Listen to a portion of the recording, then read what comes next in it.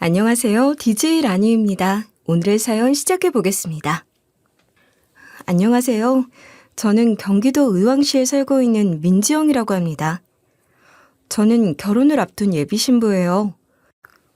결혼을 앞둔 친구들의 이야기를 들어보면 예비 남편과의 사랑은 더욱 굳건해지고 투닥거려봐야 양가 부모님의 선물이나 집안 인테리어와 같은 사소한 고민들이던데 저는 어떤 고민을 한 줄 아세요? 이런 고민은 세상 어디에도 없을 거예요. 제가 경험한 결혼 전 예비 남편과 파혼하게 된 사연을 글로 적어 보냅니다. 저는 회사를 다니는 회사원이고 앞서 말했듯 결혼을 앞둔 예비 신부예요. 저는 다른 사람들에 비해 꽤 평탄한 삶을 살아왔어요. 부모님의 재산이 꽤 있었기 때문에 회사 일에 절박하게 매달릴 필요도 없었고 물경력을 쌓을지언정 일이 편한 회사로 들어갔죠. 마음 같아서는 백수로 살고 싶었지만 부모님 체면도 있고 엄마가 그래도 사람은 일을 해야 한다고 말씀하셔서 저는 적당한 회사를 찾아 입사를 했죠. 그리고 결혼을 하면 전업주부가 될 계획이었고요. 친구들은 취미로 회사 다니는 저를 부러워했어요. 모든 것이 물 흐르듯 순조로웠던 저는 의사 직업을 가진 남자를 만나 연애를 하고 결혼을 약속하게 되었죠. 양가 상견례도 문제없이 마쳤고 내년에 있을 결혼을 위해 예식장 예약도 마친 상태였어요. 미용실을 운영하시는 예비 시어머니는 가끔 일이 끝나고 나면 저와 예비 남편에게 번개팅을 하자고 하셨죠. 그날도 예비 남편과 저에게 번개를 치셨고 우리 세 사람은 저녁을 먹기 위해 자리에 앉았죠. 예비 시어머니와 예비 남편과 셋이 둘러앉아 간단한 저녁 식사를 함께 했죠. 그러다 예비 시어머니께서 그러시더군요. 작년 겨울에 허리를 삐끗해서 치료받은 게 너무 오래간다. 이제 서 있기도 힘들어. 우리 미용실 위치가 좋아서 손님은 여전히 바글거리는데 어쩜 좋아? 미용실 접고 이제 나도 쉬고 싶다. 그러면서 예비 남편에게 내 자리로 들어와? 여기 병원 자리로도 좋아? 3층 상가도 모두 개인 병원들이잖아. 그즈음 예비 남편은 개인 병원을 개업하기로 마음먹었고 오픈할 병원 자리를 물색 중이었죠. 몇 군데 돌아다니고 있었지만 마땅찮았어요. 그런 가운데 예비 시어머니가 그런 이야기라니 예비 남편은 혹하더군요. 엄마 자리 좋지. 근데 계약 기간은 한참 남지 않았어? 맞아. 아직 1년 넘게 남았지. 그래도 네가 미리 들어와 있다가 나중에 계약 만료되면 그때 네 이름으로 다시 계약하면 되잖아. 그게 가능해요? 가능한가 보더라. 아는 지인도 그런 식으로 넘겼다고 하던데? 예비 남편은 예비 시어머니가 무심코 던진 말에 혹해했어요. 보러 다니는 병원 자리가 모두 마음에 들지 않다고 투덜거리던 상황이었거든요. 엄마 미용실 자리는 상권 좋기로 이 동네에선 알아주니까 괜찮을 것 같네. 엄마가 계약돼 있는데 제가 들어가서 미리 병원 개업해도 되는지만 주변에 알아봐 주세요. 그러자 예비 시어머니가 그러더군요. 알았어. 우리 병원 1층 부동산에 내가 물어보마. 만약에 그게 된다고 하면 계약 기간 끝날 때까지 월세 정도는 엄마가 보태주마. 개원하고 자리 잡을 때까지는 힘들 거 아니야. 법적인 문제만 없다면 예비 남편은 예비 시어머니가 운영하던 미용실 자리에 피부과를 개원하기로 마음먹었죠. 그런데 그날 이후였을 거예요. 어쩐지 그날 이후로 예비 남편이 저에 대한 태도가 바뀌었다는 이상한 느낌이 드는 거예요. 문자 메시지를 보내면 즉각 답을 해주던 사람이 답이 없었어요. 전화를 하면 5통 가운데 1통이나 겨우 받고 그 받은 통화마저도 억지로 받고 있다는 싫은 목소리에 애정이 1도 없었으며 빨리 끊으라고 재촉까지 해댔죠. 만나자는 말에는 귀찮다면서 이 핑계 저 핑계를 둘러대더군요. 그런 날들이 이어지다가 예비 남편에게 정이 뚝 떨어져 버린 계기가 생기게 되었어요. 그날 제가 몸살 감기에 걸렸어요. 게다가 머리까지 깨질 듯 아파서 일어나 걸을 수가 없었어요. 혼자서는 도저히 일어설 힘이 없어서 병원을 생각지도 못했죠. 하필 엄마는 친구들 모임에서 해외여행을 가셨고 집안일을 도와주시는 도우미 아주머니마저 그날은 쉬는 날이었죠. 저는 예비 남편에게 전화를 걸었어요.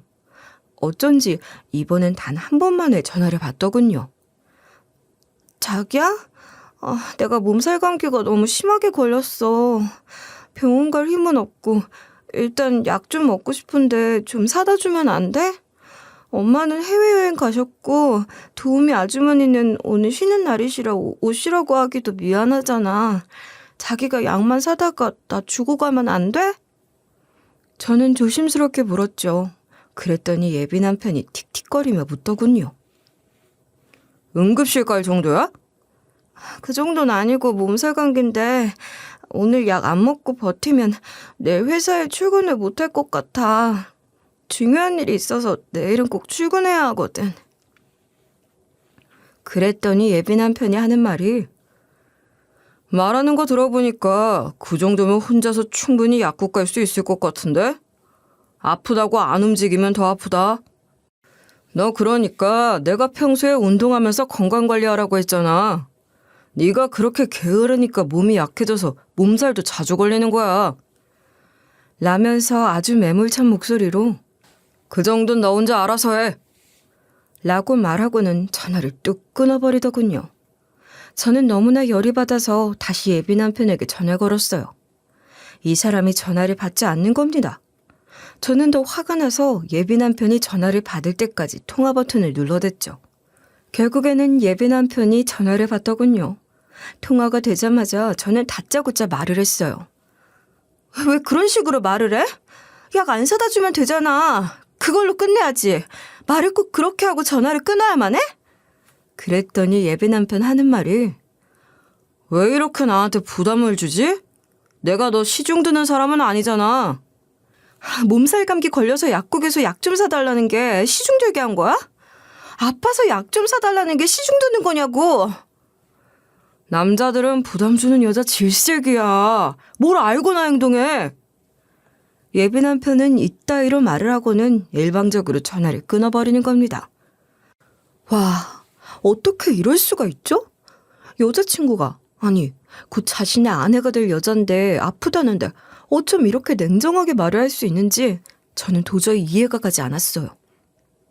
저는 너무나 열이 받아서 아픈 몸이 더 아파졌죠. 그때 저는 예비 남편이 먼저 사과하기 전에는 당분간 연락하지 않겠다고 마음을 먹었어요. 하루 정도가 지났을 거예요. 예비 남편이 회사로 저를 찾아왔더군요. 미안해. 내가 어제는 병원 인테리어 때문에 신경이 날카로웠어. 그래서 그런 것 같아. 내가 너무 심하게 말했지? 예비 남편의 사과에 화해는 했지만 제 마음은 여전히 풀리지 않았어요. 예비 남편이 먼저 저에게 화해의 손을 내민 게 본인의 뜻도 아니고 정말 마음속에서 우러나와 하는 반성이 아니라 억지로 하는 듯한 그런 느낌을 받았거든요. 아무튼 그렇게 서로 불편한 화해를 하고 서먹서먹한 관계를 이어나가는 도중이었어요. 예비 남편이 운영하게 될 병원의 인테리어 공사가 마무리되었고 예비 남편은 개업식 준비에 한참이었죠. 저는 개업식에 참석하려고 옷과 구두를 장만해 두었어요. 제가 의사인 예비 남편과 결혼할 사이라는 걸 일부 사람들은 알기 때문에 기죽고 싶지 않았어요. 아니, 예비 남편을 기죽이게 하고 싶지 않았어요.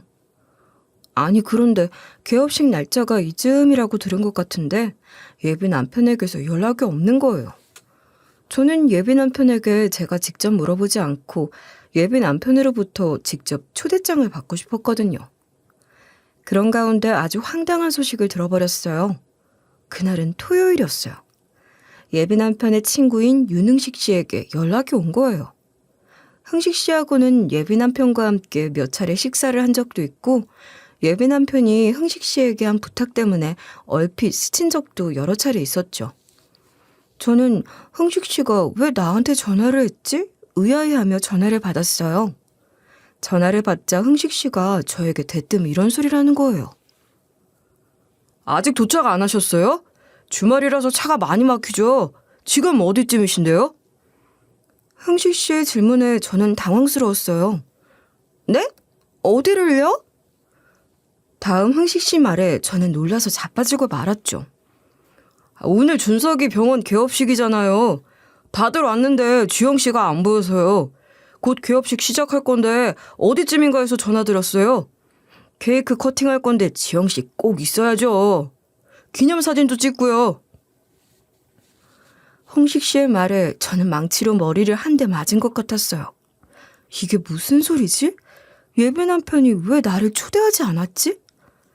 제 머릿속에 물음표들이 동동 떠다녔죠. 그렇잖아도 개업식 날짜를 예비 남편에게 물어볼까 말까 고민 중이었는데 아무리 제가 먼저 물어보지 않았다고 해서 저한테 말도 없이 개업식을 한다는 건 좀 말이 되지 않죠. 100번, 1000번 생각해도 상식적으로 이해가 가지 않았어요. 예비 남편이 요즘 저를 대하는 태도가 예전과 달리 변한 것도 기가 막히는데 이런 일까지 터지다니 저는 정말 속상했어요. 머릿속으로 오래전 기억까지 끄집어냈어요. 병원 개업식 날 일본으로 저를 초대한다고 했었는데 몇 달 전만 하더라도 자기 입으로 개업식 날짜 잡히면 와야 한다고 그래놓고는 뭐가 문제일까? 잊어버렸나? 아님 내가 창피한가? 예비 신부가 초대받지 못했다는 게 창피하기도 하고 분하기도 하고 이유도 궁금하고 무엇보다도 억울해서 가만히 있을 수가 없었어요. 저는 얼른 예비 남편의 개업식이 열리는 병원으로 달려가서 제가 지금 궁금한 모든 것들을 속 시원히 알아야겠다는 생각이 들었어요. 그래서 흥식 씨가 알려준 주소로 바로 달려갔어요. 정말 흥식 씨의 말대로 예비 남편의 개업식이 치러지고 있었어요. 제법 많은 지인들이 초대되어 왔고 뷔페 음식도 마련되어 있더군요. 둘러보니 예비 시어머니는 아직 도착하지 않으신 것 같았어요. 인테리어가 된 병원 내부를 둘러보다가 저는 예비 남편과 눈이 마주쳤죠. 저는 그 순간 예비 남편의 표정을 잊을 수가 없어요. 내빈들에게 웃으면서 반기던 그 미소는 온데간데 없고 저를 보자마자 썩은 표정을 짓는데 속으로 와, 지금 이 상황이 뭐지? 내가 결혼할 사람에게서 이런 표정을 봐야 하나? 하는 생각이 들더군요. 열이 너무나 받아서 저 역시 제 표정을 컨트롤할 수 없었죠. 예비 남편은 내빈들에게 잠깐 기다리시라고 하고서는 제 손을 잡아 끌고서는 둘만 대화가 가능한 곳으로 저를 데리고 갔어요. 그리고 문을 닫더군요. 무슨 얘기를 할 건진 뻔하죠. 개업식에 초대하지도 않았는데 어떻게 여기라냐고 따져 묻겠죠. 역시나였어요. 예비 남편은 여기 왜 왔지? 누가 여기로 오랬지? 난 초대도 안 했는데? 예비 남편의 말에 어이가 없더군요. 저는 예비 남편에게 똑부러지게 얘기했어요. 우리 결혼할 사이 아니야? 내년에 결혼식 앞두고 있잖아. 그럼 개업식에는 나를 초대하는 건 기본 아니야? 그러자 예비 남편이 콧방귀를 끼면서 엄청난 말을 저에게 던지더군요. 파혼하자. 우리 결혼 없던 일로 하자고. 저는 예비 남편의 말에 어이가 없었어요. 이 말은 해도 제가 해야 하는 거 아닌가요? 뭐라고? 파혼하자고? 파혼이란 두 글자를 예비 남편의 입을 통해 들었을 때 솔직히 제 속마음은 잘됐다였어요. 물론 갑자기 파혼 얘기를 들은 것도 내가 아닌 예비 남편의 입에서 먼저 파혼이란 말이 나온 게 기분이 몹시 상했지만 어차피 이 결혼은 할 수 없다는 생각이 들었기 때문에 나쁘진 않았어요. 아주 솔직하게 저는 예비 남편이 저를 대하는 태도가 점점 달라지면서 마음이 식어간다는 걸 알았을 때 저는 이미 마음속으로 파혼을 할 생각이 있었거든요. 하지만 이건 상대에 대한 예의도 아니고 파혼에 대한 예의도 절대 아니죠. 저는 예비 남편에게 따져 물었어요. 그래도 예의가 있지. 꼭 오늘 이런 장소에서 이런 방법으로 파혼을 얘기해야겠니? 저는 예비 남편을 배려해서 개업식을 제 눈으로 확인한 뒤에 나를 잡아서 이별 통보를 할 생각이었죠. 일부러 돈 들여 옷이랑 구두도 미리 사두었던 건 제가 예비 남편의 약혼자라는 걸 아니깐 나름 예비 남편이 쪽팔리지 않게 마지막까지 배려를 한 거였죠. 이렇게 상대에 대한 배려가 눈꼽만큼도 없는 사람과 제 미래를 약속했다니 갑자기 제 자신이 한심했어요. 그나마 위안이 되는 건 살짝 기분이 상하긴 하지만 그래도 예비 남편 쪽에서 먼저 파혼을 해준다니까 고맙기도 하고 오히려 후련하기도 했어요. 어쨌든 잘 됐다 싶어서 저는 먼지만큼의 미련도 없이 이 자리에서 굿바이 하려고 이렇게 말을 했어요. 파혼 고마워. 앞으로 잘 살고 병원 대박 나길 바랄게.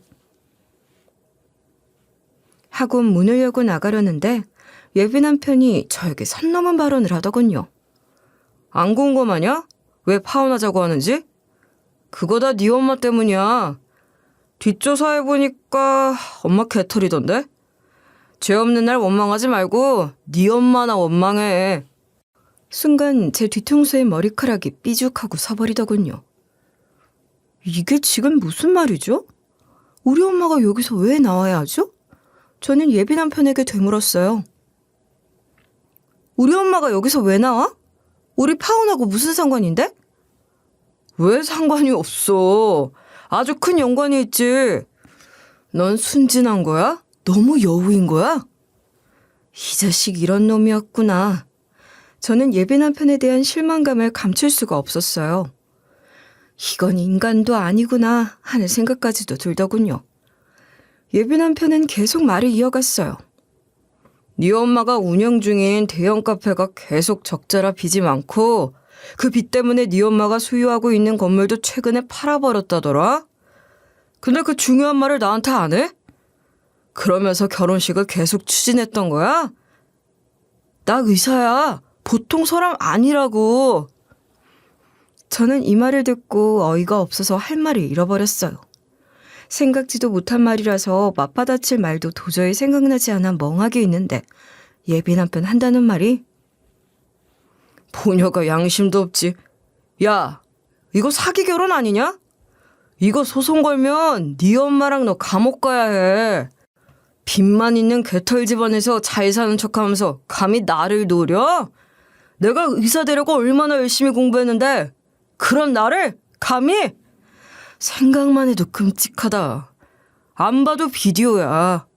나랑 결혼하고 나면 의사 사위 봤다면서 우쭐대고 다니면서 너뿐만 아니라 네 엄마까지도 기생충처럼 나한테 들러붙어서 내 피를 쪽쪽 빨아먹으러 들었겠지. 정말 생각만 해도 끔찍하다. 야, 경고하는데 나 그렇게 호락호락한 사람 아니야. 만만한 사람 아니라고. 너랑 네 엄마랑 내 피 빨아먹는 기생충으로 살려고 했다면 번지수 잘못 골랐어. 다른 사람 알아봐. 아, 까딱했다가 내 인생 망칠 뻔했어. 엄마를 모욕하는데 어떤 자식이 가만히 있겠어요? 순간 저는 욱하고 성질이 올라와 버렸죠. 그리고 예비 남편의 멱살을 잡아버렸어요. 너 방금 뭐라고 했어? 기생충? 너 그 말에 책임질 수 있어? 예비 남편은 제 손을 떼려고 힘을 주더군요. 저는 젖먹던 힘까지 다해서 더 강하게 예비 남편의 멱살을 잡아당겼어요. 예비 남편은 문고리를 잡아 문을 열더니 경호원, 경호원 하고 부르더군요. 밖에서 대기 중이던 경호원이 안으로 들어왔어요. 알고 봤더니 예비 남편은 2명의 경호원을 고용했고 자신의 주변에 늘 있으라고 했더군요. 2명의 경호원들은 저를 보자 서둘러서 저를 예비 남편에게서 떼어놓더군요. 예비 남편이 경호원들에게 명령했어요. 이 여자 쫓아내세요. 1층에 데리고 가서 건물 밖으로 아예 쫓아내세요. 또 기어들어오면 또 쫓아내시고요. 제 말 알아들으시겠죠? 그렇게 저는 경호원 2명에게 양팔을 잡힌 채로 끌려나가게 되었어요. 순간 예비 남편이 하는 말이 제 귀에 들려왔어요. 아, 돈이 안 아깝네. 혹시 몰라서 경호원을 2씩이나 불렀는데 잘했네.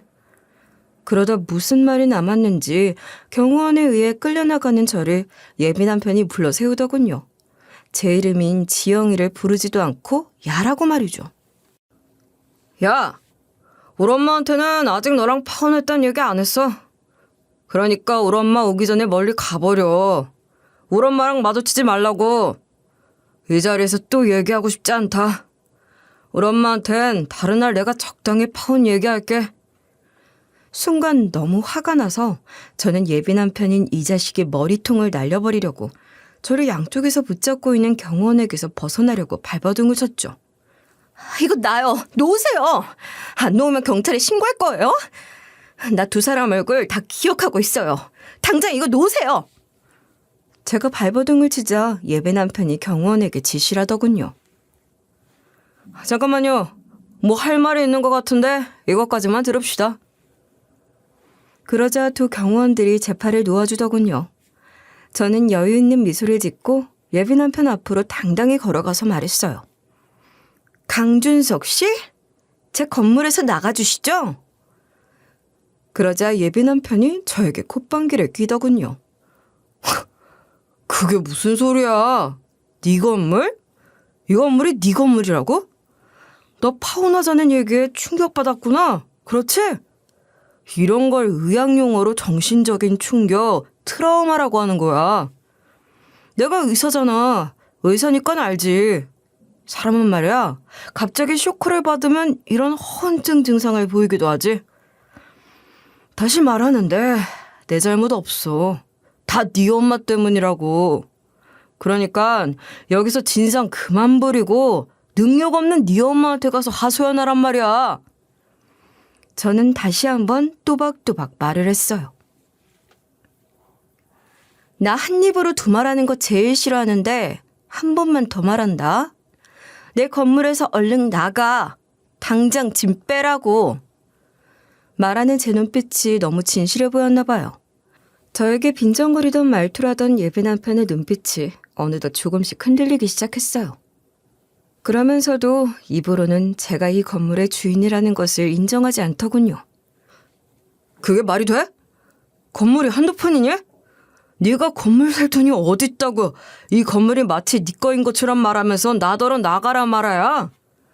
하면서 두 경호원에게 또 이 여자 이제 치워버리세요. 받아주니까 끝이 없네. 이 여자랑 엘리베이터 같이 타세요. 그리고 건물 밖으로 쫓아내버리세요. 예비 남편은 경호원에게 저를 내쫓으라고 지시하고서는 병원 안으로 들어가려고 하더군요. 저는 여유롭게 예비 남편을 보고 비웃으며 이렇게 말을 했죠. 건물 살 돈이 왜 없어? 네가 속은 거야. 우리 집안 괴털이라는 거 가짜 정보야. 누가 네 인간성을 시험했나 보네. 바보처럼 걸려들었네. 파혼해서 다행인 건 네가 아니라 나야. 이제 알겠니? 하면서 저는 예비 남편을 보고서 깔깔거리며 웃었죠. 어떻게 된 상황인지 지금부터 얘기를 할게요. 저한테 예비 남편 병원 개업식이라고 전화를 한 예비 남편의 친구 있죠. 윤흥식이라고 하는 친구 말이에요. 사실 이 친구가 2달 전에 저에게 연락이 왔더군요. 제가 아파서 예비 남편에게 약 좀 사서 집에 가져다 달라고 했을 때 예비 남편이 이를 거절했을 때 이 일로 제가 예비 남편으로부터 오만정이 뚝 떨어져 있을 때 그 즈음이었을 거예요. 그 즈음 저에게 윤흥식 씨에게서 전화가 온 거예요. 만나자고요. 할 얘기가 있다면서요. 사실 흥식 씨와는 서로의 연락처를 교환했지만 그간 한 번도 연락을 주고받지 않았죠. 그런데 이렇게 갑작스럽게 연락이 와서 저는 속으로 당황하지 않을 수가 없었어요. 따로 연락하던 사이가 아니라서 나한테 왜 연락을 했을까 의아해하면서 전화를 받았죠. 그랬더니 윤흥식 씨가 좀 만나서 얘기를 하자는 거예요. 흥식 씨는 일방적으로 약속 시간과 장소를 정했고 저는 만나자는 날짜에 약속 장소로 나갔죠. 흥식 씨의 말투에서 정말 중요한 얘기가 나올 것만 같아서 저는 흥식 씨가 정한 일방적인 날짜와 장소에 따랐던 거예요. 마주 앉아 제가 먼저 말문을 열었어요. 대체 무슨 말을 하시려고 그래요? 저 긴장하면서 왔어요. 라고 제가 운을 뗐죠. 흥식 씨는 그간 자신의 가슴속에 쌓아둔 얘기를 하려고 작정을 했더라고요. 흥식 씨는 제 말이 끝나자마자 충격적인 이야기를 시작했어요. 마침 누군가가 자신을 뒤따라와서 자신의 이야기를 막을지 모르니 얼른 저에게 얘기해야 할 사람처럼요. 흥식 씨는 본론부터 들어갔어요. 예비 남편이 흥신소를 운영하는 흥식 씨한테 우리 엄마에 대해서 깊게 알아봐달라고 뒷조사를 부탁했다고 하더군요. 앞뒤 뚝 잘라먹고 하는 얘기에 저는 설마 하고 흥식 씨의 말을 믿지 않았어요. 설마요. 제가 준석 씨 만난 지가 몇 년째인데요. 이제 와서 우리 엄마 뒷조사할 게 뭐가 있어요? 뻔히 다 아는데. 제 얘기가 생뚱맞으시죠? 믿지 않으시죠? 당연히 그러실 거예요. 그래서 제가 증거를 가져갔습니다. 흥식 씨는 먼저 예비 남편과 주고받은 카톡 내용을 보여주더라고요. 정말로 예비 남편이 우리 엄마 뒷조사해달라고 이야기한 카톡 내용이 흥식 씨의 카톡이 있었어요. 저는 충격을 받았지만 티내지 않았어요. 그리고 여전히 흥식 씨를 믿지 않았어요. 이건 조작할 수 있는 거 아니에요? 예비 남편이 의심스러웠지만 저는 지푸라기라도 잡고 싶었어요.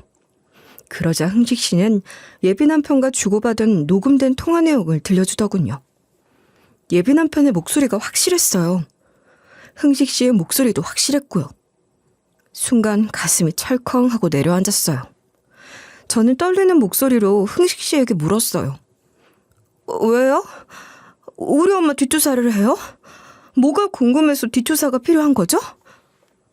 제 질문에 흥식 씨는 그 답도 잘 알고 있다면서 말을 해주더군요. 흥식 씨 말은 준석이는 결혼할 처가의 재산 규모가 궁금해하는 것 같았어요. 우리 엄마가 대형 카페를 운영하는 것은 보아서 알고 있고 건물이 있다는 것도 듣긴 했지만 더 구체적으로 알고 싶었던 거라고 하더군요. 연애 초창기에 예비 남편이 저에게 물어봤을 때 제가 시원스럽게 답을 해주지 않았다나 봐요. 정말로 처갓집 전 재산이 궁금하다는 얘기를 예비 남편이 흥식 씨에게 여러 차례 했었다고 해요. 준석 씨는 그게 왜 궁금했을까요? 혹시 그 이유는 알고 계세요? 준석이 입장에서는 의사이다 보니 의사 남편을 만나려고 사기치는 여자들이 주변에 많으니까 본인 나름대로 알아보려고 했던 것 같아요.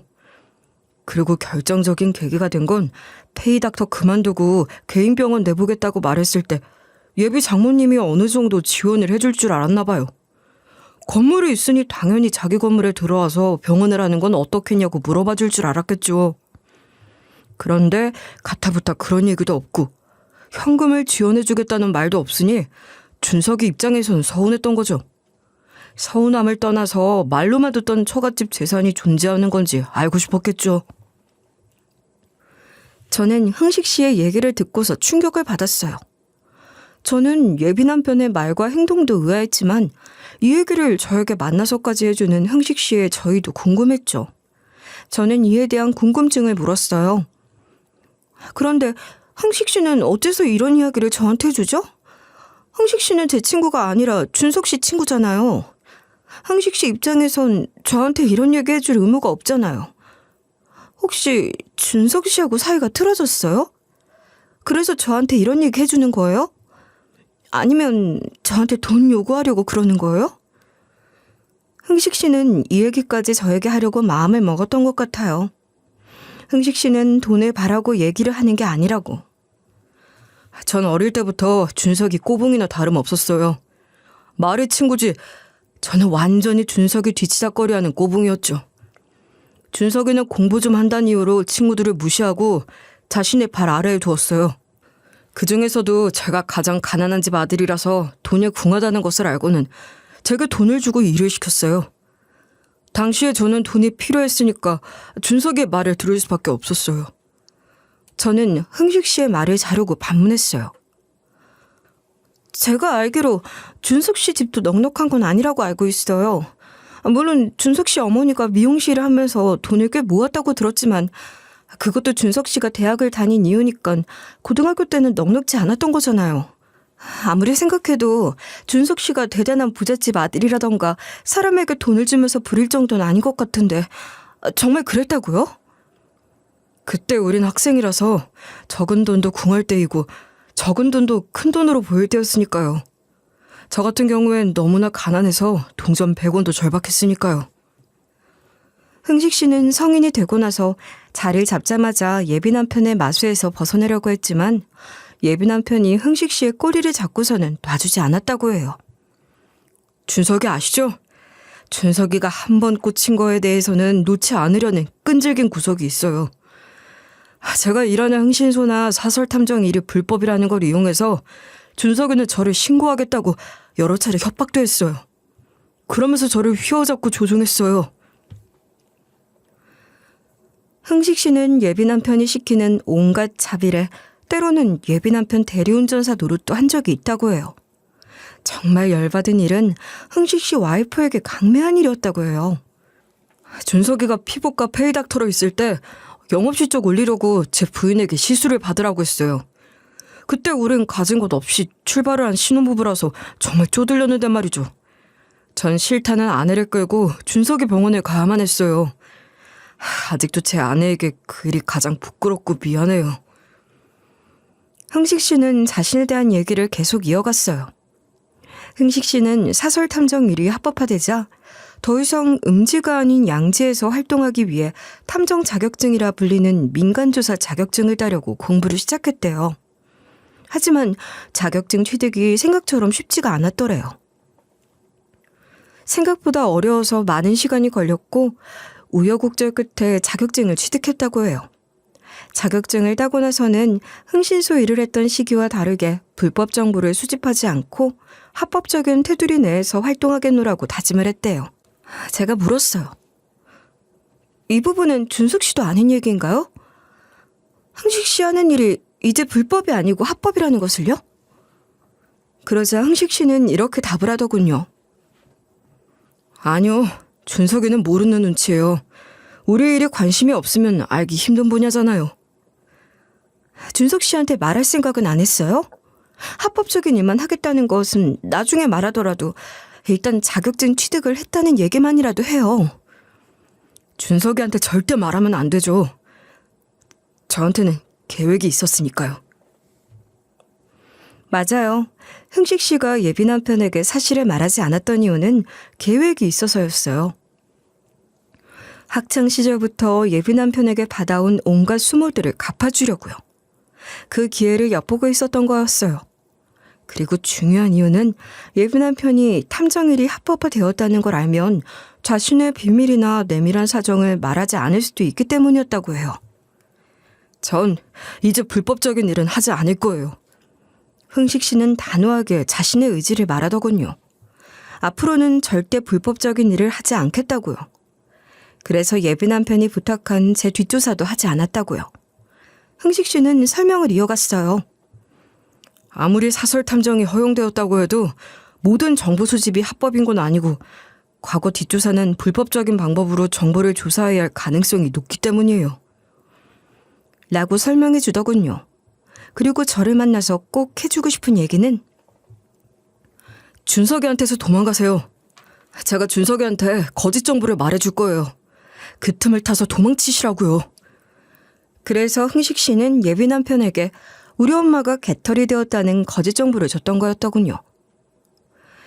그리고 예비 남편은 흥식 씨의 거짓 정보를 진짜라고 믿고 저에게 파혼을 요구했던 거고요. 이제야 궁금했던 모든 실마리가 풀리는 듯 했어요. 갑자기 왜 예비 남편이 나를 대하는 태도가 바뀌었을까? 그 계기가 과연 무엇이었을까? 저는 파혼보다도 그 이유가 정말 궁금했었거든요. 그렇게 흥식 씨에게 생각지도 못한 얘기들을 듣고 저는 집으로 돌아왔어요. 흥식 씨하고 헤어지고 집에 오면서부터 제 머릿속에서는 흥식 씨의 말이 떠나질 않았어요. 어떻게 해야 할까? 저는 이런저런 생각과 함께 예비 남편에게 당한 게 분해서 잠을 이룰 수가 없었어요. 어떻게 해야 예비 남편에게 한 방을 제대로 먹일까? 연구하던 중에 저는 이 방법을 선택한 거죠. 평소에 엄마가 저에게 그러셨어요. 노후 준비에 거물 만한 게 없다. 헛돈 쓰지 말고 괜한 재테크하지 말고 무조건 건물에 투자해. 평소 눈여겨봐뒀다가 마음에 들면 꼭 사둬. 그게 바로 돈 버는 지름길이야. 그래서 저는 예비 남편에게 복수할 방법으로 건물을 사야겠다고 마음먹었어요. 그리고 제가 사야 할 건물은 다른 건물이 아니라 바로 예비 남편이 개원할 건물을 사는 거죠. 그런데 이게 가능할까 싶었어요. 아무리 돈이 있다고 한들 제가 사고 싶다고 해도 건물 주인이 건물을 팔지 않으면 살 수가 없으니까요. 그런데 이게 타이밍이 제대로 맞아떨어졌어요. 운이 좋게도 예비 남편이 개원하려는 건물이 매물로 나온 거예요. 이건 하늘이 내게 주신 기회다. 예비 남편을 한 방 먹이라는 뜻으로 알고 저는 하늘의 뜻을 받아들였어요. 예비 남편이 개업할 병원의 내부 공사를 하고 있을 때 저는 그 건물을 매입했어요. 보통 건물주가 바뀌어도 세입자들은 모르는 경우들이 많죠. 건물주들도 굳이 내가 새로운 건물주입니다 라고 말하지 않으니까요. 그리고 건물주가 바뀌었다고 말하면 나가겠다고 하는 세입자들도 덜어 있다고 해요. 그래서 제가 이 건물의 새로운 주인이라는 것을 예비 시어머니와 예비 남편은 전혀 몰랐던 거죠. 그리고 이 건물 전 주인이 제게 그러더군요. 그리고 알고 계셔야 할게요. 2층에 병원 들어올 건데요. 거기가 원래 미용실이었거든요. 세입자 명의는 원래 미용실 하던 분 명의로 계속 되어 있을 텐데 본인은 미용실 관두고 아들네 병원 하라고 그 공간 내주었다고 합니다. 그래서 사업자 등록 명의와 세입자 명의가 다를 텐데 이상하게 생각하지 마시고요. 계약 기간 끝나고 연장을 할 생각이 있으면 그 의사라는 아들이랑 계약하면 되니까 참고하세요. 법적으로는 문제 없습니다. 라고요. 그런데 이런 게 있다고 해요. 세입자 명의와 사업장을 운영하고 있는 사업자 명의가 다른 건 처리 과정이 좀 복잡하긴 해도 아예 불가능한 건 아니지만 치명적인 단점이 하나 있다고요. 그 단점이란 대항력을 상실하게 되는 거죠. 예비 남편 병원은 예비 남편 사업자 등록인데 세입자는 예비 시어머니로 등록이 되어 있잖아요. 그러면 임대차 보호법의 사각지대에 물려 건물주에게 쫓겨날 수 있는 위태한 처지가 되는 거예요. 이게 저에게는 아주 좋은 기회인 거죠. 저는 이 사실을 모두 예비 남편한테 폭로했어요. 그러고는 여유만만한 미소와 함께 보증금은 너네 어머니께 돌려줄 테니까 빨리 짐 빼시라고 해. 예비 남편은 제 말을 듣고 나더니 황당해 하더군요. 저는 당당하게 얘기를 했죠. 못 믿겠으면 등기부 등본 확인해봐. 건물주 이름에 내 이름 석자가 떡하니 쓰여있을 거니까. 그러자 예비 남편의 본성이 나오더군요. 예비 남편은 좋은 머리로 금방 사태 파악을 한 후에 방금 전까지의 모습과는 전혀 다르게 180도 태도를 바꿔서 저에게 온갖 애교를 부리며 애원하기 시작하는 거예요. 그랬구나. 우리 자기가 건물주였구나. 한 번만 봐줘. 사람이 살다 보면 그럴 수도 있는 거지. 내가 의사라서 잘 아는데 사람에겐 다 그런 본능이 있는 거야. 돈 있는 사람에게는 굽신거리고 반대로 돈 없는 사람은 무시하고. 자기도 솔직하게 말해봐. 그런 적 있어? 없어? 나도 그렇다니까? 예비 남편의 핑계가 정말 웃기지도 않더군요. 너란 인간은 참 팔색조구나. 어쩜 그렇게 여러 가지 모양일까? 아니, 파충류 카멜레온이라고 해야 하나? 카멜레온은 주변 환경에 따라서 몸 색깔을 바꾼대잖아. 너란 인간이 그러네. 돈 많은 사람과 돈 없는 사람을 대하는 자세가 다르네. 제 말에 예비 남편이 무릎 꿇을까? 평생 자기 앞에서 무릎 꿇고 살게. 아무리 생각해도 내가 100번 1000번 잘못했네. 라고 하더군요. 제가 미쳤어요. 이런 놈을 다시 받아주게? 저는 그 순간 예비 남편을 내치고 그 자리에서 나와버렸죠. 이후 예비 남편은 저에게 온갖 정성을 다했어요. 문자 메시지를 보내왔고 통화도 많이 시도했어요. 하지만 저는 단 한 통의 전화도 받지 않았죠. 그리고 저는 전화번호를 바꿔버렸어요. 그랬더니 예비 남편이 저에게 꽃다발을 매일 집 앞에 놓고 가더군요. 아무리 그런들 제가 예비 남편을 다시 받아들이겠어요? 그리고 예비 시어머니에게 보증금을 돌려주던 날이 되었어요. 저는 직접 세입자인 예비 시어머니를 만나러 갔죠. 예비 시어머니가 저를 보고 놀라더군요. 아니, 네가 여긴 웬일이야? 나는 내 아들 병원 건물주를 만나러 왔는데? 저는 당당하게 예비 시어머니에게 말을 했죠. 제가 이 건물 주인인데요. 하고는 보증금을 돌려주었어요. 예비 시어머니는 놀라서 입을 다물지 못하더군요. 누가 그 아들의 그 엄마 아니라고 할까 봐서 예비 시어머니가 갑자기 저에게 살살거리는 웃음을 짓더니 납작 엎드리더군요. 세상에나 우리 며느리가 건물주였다니. 가슴이 벅차서 무슨 말을 어떻게 해야 할지 모르겠네.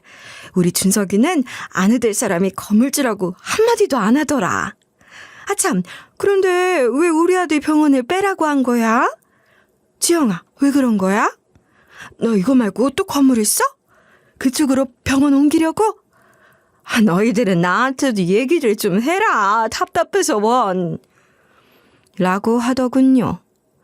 제가 건물주라는 사실에 김칫국부터 마시고 있는 예비 시어머니에게 저는 찬물을 끼얹어 버렸죠. 손정순 씨, 보증금 여기 있습니다. 그리고 저희 파혼했어요. 댁의 아드님하고 전혀 소통이 없으신가 봐요. 파혼은 일방적으로 댁의 아들이 했으니까 그 이유는 아들에게 물어보세요. 저는 보증금을 돌려주고 일어나 가려고 했죠. 그런데 예비 시어머니가 저를 잡더군요. 무슨 일인지 모르겠다만 내가 사과하마. 그러니까 어떻게 된 일인지 자초지종 좀 말해봐. 저는 모든 사실을 폭로했어요. 예비 시어머니는 예비 남편을 내쫓는단 말에 황당해했지만 우리 엄마의 뒷조사를 했다는 말에 할 말을 잃더군요. 예비 시어머니나 예비 남편이나 돈 앞에서는 물불을 못 가리는 줄 알았더니 그래도 예비 시어머니가 예비 남편보다 인간적으로 조금은 더 낫더군요. 그리고 며칠 뒤였어요. 예비 시어머니가 예비 남편의 머리채를 잡아 끌고서 제 집에 찾아왔더군요. 지영아, 미안하다. 내 아들 한 번만 용서해 주라. 우리 아들이 어리석었어. 한 번만 봐주면 안 되겠니? 내가 사실은 네 얼굴 볼 면목이 없어서 다시는 네 앞에 안 나타내려고 했는데 우리 아들이 널 놓쳤다고 얼마나 후회를 하던지 너 놓쳤다고 세상 다 산 사람처럼 그런다. 제발 한 번만 불쌍한 인간 돕는다 생각하고 봐주렴. 너희들 서로 사랑했잖니? 그리고 너랑 나랑 우리 아들이랑 번개팅도 자주 하고 사이도 좋았잖아. 그 정을 생각해서라도 한 번만 용서해 다오. 그럼 나도 내 아들도 너한테 충성을 다할게.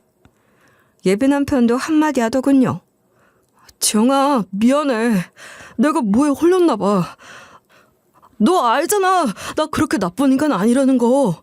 한 번만 용서해줘. 나 정말 너 없이는 남은 인생 못 버틸 것 같아. 하면서 예비 시어머니와 예비 남편은 손이 발이 되게 빌더군요. 제 성격상 아닌 건 아니니까. 저는 두 사람이 무릎을 꿇고 빌든 말든 아무런 대응도 하지 않고 싶었지만 딱 한마디만 건넸어요. 강준석 씨? 한 살이라도 어릴 때 부잣집 따님들한테 들이대보세요. 준석 씨는 잘할 거예요. 그 어려운 의학 공부도 마치고 의사가 됐는데 돈 많은 부잣집 여자 하나 못 꼬시겠어요? 하고 저는 건물 경비원을 불러서 두 사람을 내쫓아 버렸어요.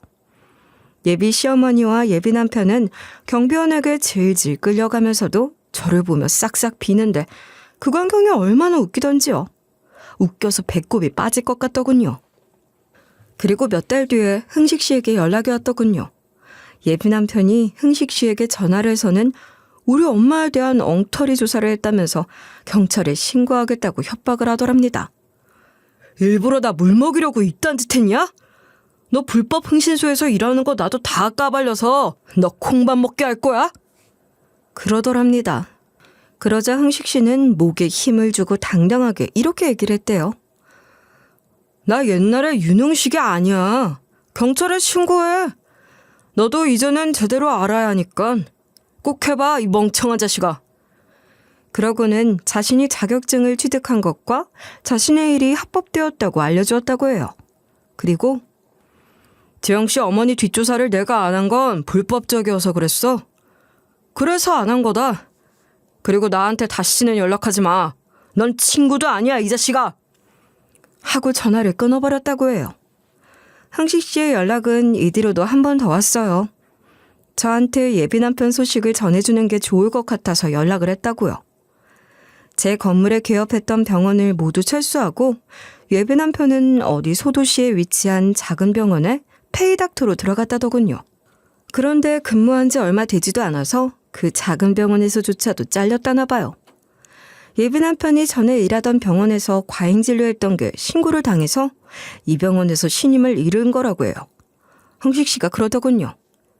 그 자식 언젠간 그럴 줄 알았어요. 또 그 전에 일하던 병원에서는 고소까지 당할 정도는 아니었는데 환자들하고 트러블이 많아서 따지려고 쫓아온 환자도 있었다고 해요. 남편이 개업한 병원을 알아내기는 쉽지 않겠지만 혹시나 하는 마음에 그때 예비 남편은 개업할 병원에 경호원을 고용했었다고 하더군요. 어쩐지 아무리 개업식이라도 경호원이 있는 게 이해가 가지 않았었거든요. 저는 예비 남편을 신고한 게 흥식 씨냐고 물어봤어요. 흥식 씨가 예전에 저에게 그랬거든요. 준석이 골로 보내려고 제가 증거들을 모으고 있습니다. 흥식 씨가 빙그레 웃으며 말을 아끼겠다고 하는데 왠지 제 입꼬리가 올라가면서 웃음이 나는 거 있죠? 흥식 씨 덕분에 저는 이 결혼을 막을 수 있었어요. 생각할수록 흥식 씨가 고맙더군요. 저는 흥식 씨에게 뭔가 선물 하나를 해주고 싶었어요. 흥식 씨, 너무 고마워서 그러는데 제가 선물 하나 해도 돼요? 뭐 필요한 거 있으면 말해요. 제가 도울 수 있으면 도울게요. 제 말에 흥식 씨는 처음엔 대꾸하지 않았어요. 제가 재차 3차 말을 하자 조심스럽게 말을 하더군요. 실은 우리 와이프가요. 애완견 미용숍 직원으로 일하다가요. 이제 개인숍을 내서 자기 사업을 해보려고 해요. 그런데 이왕이면 목이 좋은 곳에 자리 잡으면 좋잖아요? 혹시 지영씨 건물에 저희 아내가 세입자로 들어갈 순 없을까요? 1층이 참 좋을 것 같은데. 저는 흥식 씨 말을 꼭 들어주고 싶었어요. 1층 상가 중에 2달 뒤면 계약이 끝나는 게 하나 있어요. 코너 쪽인데 애완견 미용실 자리로 괜찮을 것 같아요. 제가 흥식 씨 와이프 앞으로 반드시 그 자리 내드릴게요. 제 말에 흥식 씨는 너무나 좋아했어요. 흥식 씨에게 저는 그보다 더한 선물도 해주고 싶었거든요. 그 뒤 저는 예비 남편을 까맣게 잊고 살아가고 있었어요. 그렇게 세월이 흘러 우연히 예비 남편을 마주치게 되었어요. 하루는 제 건물이 눈에 아른거려서 제 건물 반대편에 위치한 건물 2층 커피숍에 앉아서 제 건물을 바라보며 아이스 바닐라 라떼를 마셨어요. 엄마 말대로 저 건물을 산 게 너무 잘했더라고요. 혼자 만족하면서 이런저런 생각들을 하면서 오랜만에 여유를 부리고 있는데 걸어가는 사람들 사이로 웬 남자 한 명이 인도 중앙에 서서 제 건물을 오랫동안 올려다보는 거예요. 지나가는 사람들 모두가 이 남자를 한 번씩 쳐다보고 가더군요. 저도 유심히 이 남자를 지켜보았죠. 가까운 거리가 아니라서 정확하진 않았지만 왠지 뒤태가 익숙하더라고요. 예비 남편이 아닌가 긴가민가 하면서 고개를 갸웃거리는데 이 사람이 휴대폰을 꺼내서 문자를 보내는 듯 했어요. 그런데 마침 제 카톡에 문자가 왔다는 소리가 들리더군요. 별 생각 없이 문자 메시지 확인했는데 예비 남편이더군요. 그간 연락을 주고받지 않아서 저의 바뀐 휴대폰 번호를 모르는 줄 알았는데 바뀐 제 전화번호를 알고 있더라고요. 제 건물을 침을 흘리며 올려다보고 있는 사람이 예비 남편이 맞더군요. 카톡을 읽어보니 내용은 이랬어요. 나 지금 네 건물 앞에 와 있어. 흥식이 그 자식 아니었으면 나 이 건물에서 병원장하고 있었을 텐데 너랑 결혼해서 알콩달콩 살고 있었을 텐데 많이 아쉽다.